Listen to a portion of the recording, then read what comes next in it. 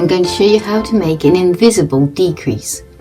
This is basically far better in Amigurumi because it makes the finished shape look smoother. So what we do is we go into the next 2 stitches and take the front loops only, like that, and put the hook in the front 2 loops. So we now have 3 loops on the hook. Then we yarn over and go back through those 2 loops, then yarn over again and just finish it off like a normal single crochet. And there is an invisible decrease. I'll do that again. We want to take the front loops of the next 2 stitches. So you go into the front loop there, this one, it's not going to go properly, there, this one, and then the next one.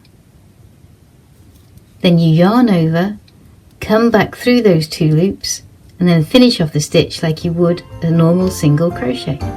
And that is an invisible decrease.